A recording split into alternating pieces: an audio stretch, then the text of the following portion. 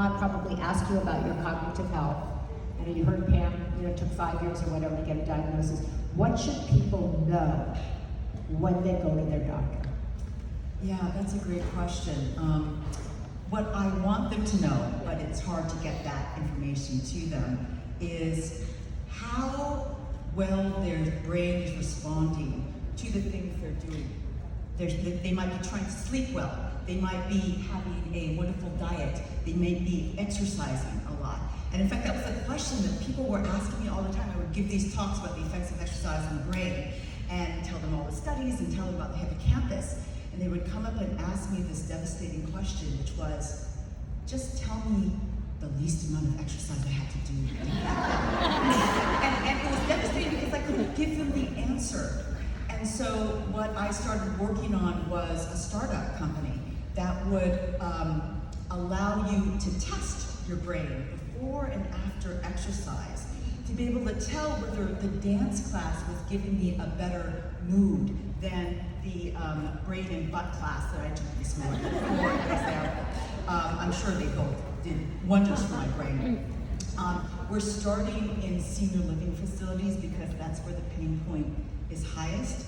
But I would love everybody to be able to know and easily measure what the effect of their different equinox classes are on their brain. How are their brains responding? And what if I really try and go to all the high intensity HIIT classes for a week? What is that effect on my brain? How responsive? I want them to be able to know that and be able to talk to them. Right, but I want them to know when they go into their doctor's office and the doctor says, are you doing exercise? And they go, yeah, but I want them to know, I want you to ask me about my cholesterol. I want you to ask me about my A1C. What are the things you want them to ask? And we have a piece of paper that I believe everybody's getting. We came up with 10 things to ask your doctor so you're armed, whether you're in your 20s or 30s, your 40s, your 50s. Like when I went to my doctor, they never talked to me about being perimenopausal. They never talked to me about starting estrogen when I had symptoms. They never talked to me about the connection between glaucoma, thyroid cancer, dry eye,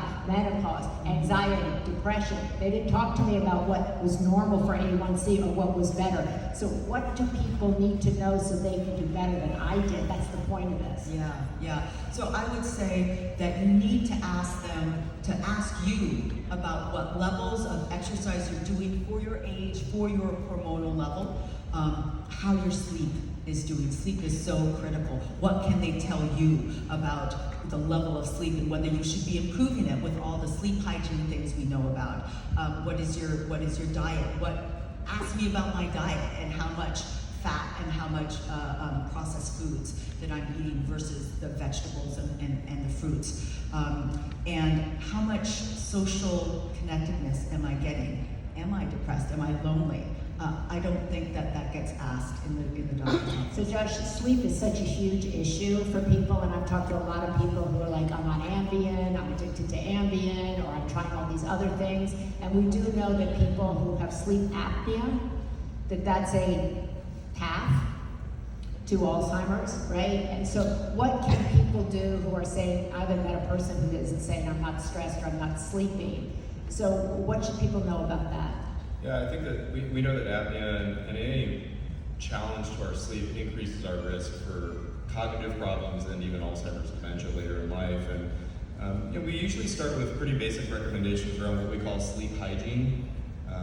We begin by saying, what do you do in bed, and can you limit those activities? We really should only do 2 things in bed, and one of them sleeping. What's the other thing? What is the other thing? I think I'm deficient in the other thing. Come on, Josh. So we don't want to watch the iPad, be on our phone, even read books in bed, because we're training ourselves to be awake when we're in bed. And what we want to do is train ourselves to be asleep when we're in bed. And then, a lot of the other things that we've talked about today, of course, can have direct benefits on our sleep. We sleep better when we exercise. We sleep better when we eat a healthy diet.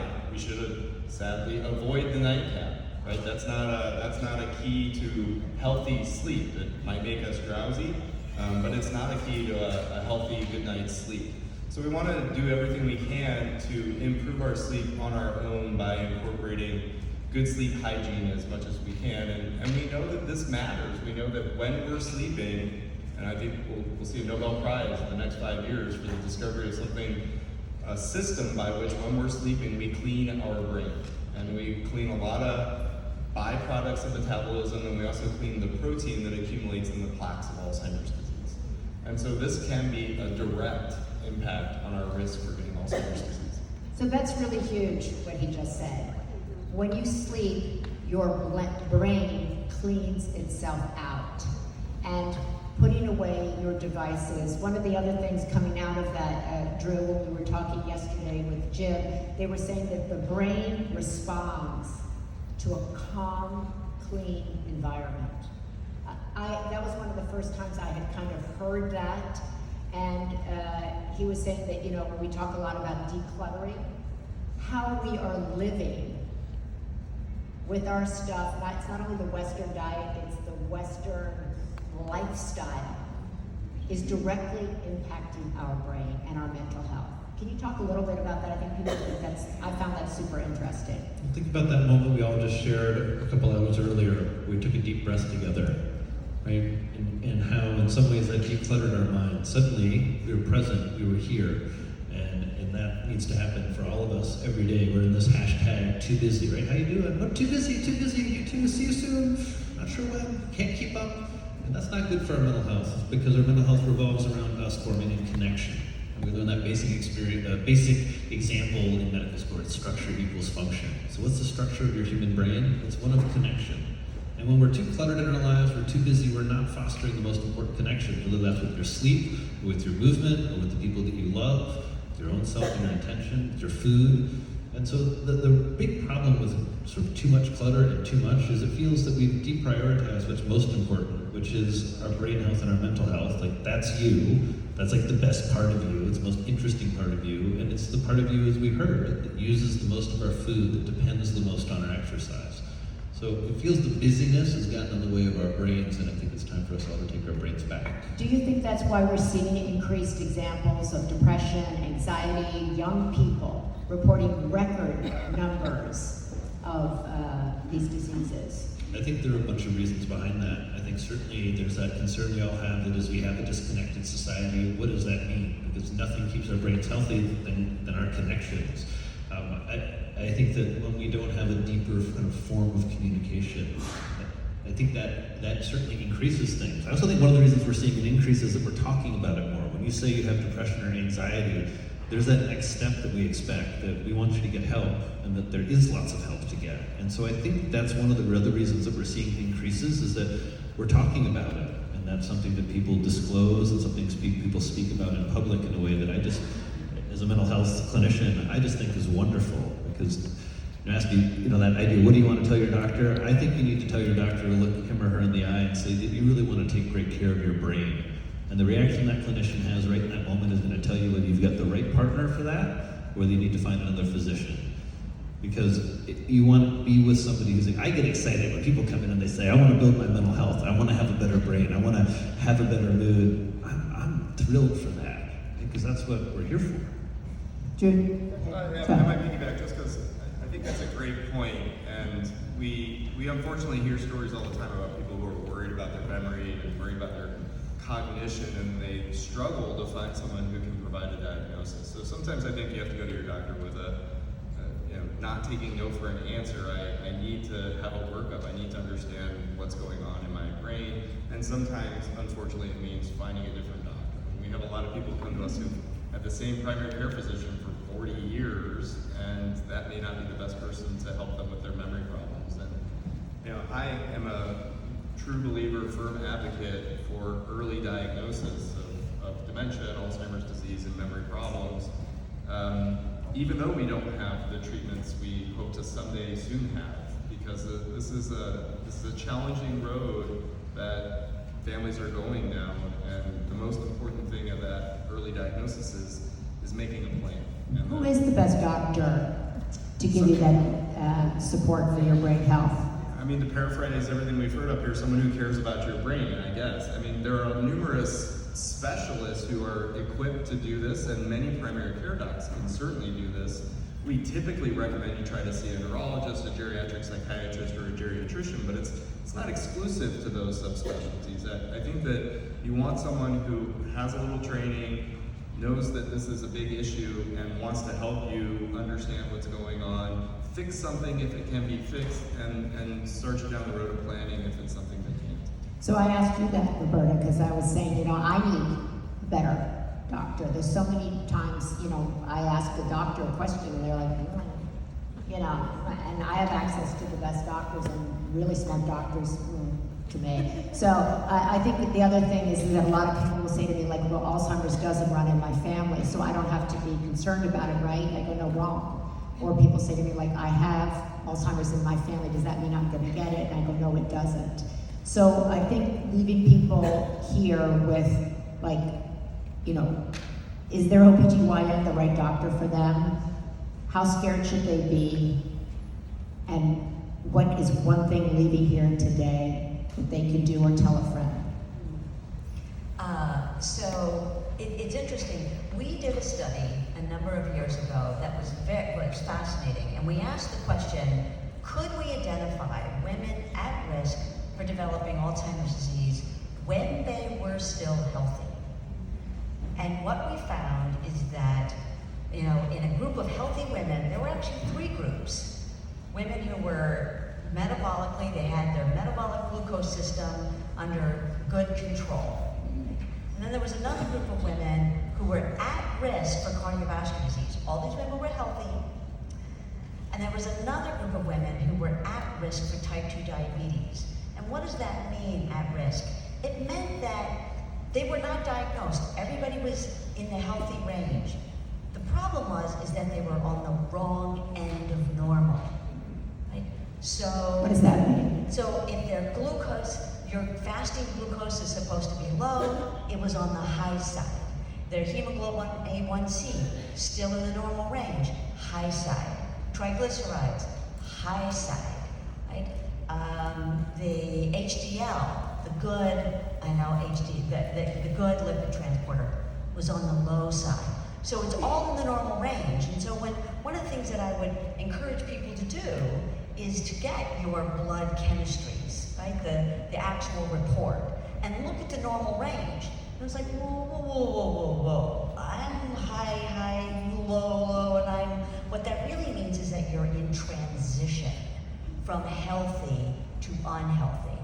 And what's great about that is that you can move that needle back into a healthy control system. Now, what was also interesting, and I'm sorry, it was like, when we drilled down further in these women who were at risk for metabolic type 2 diabetes and had significant cognitive decline, it was actually all these women were postmenopausal.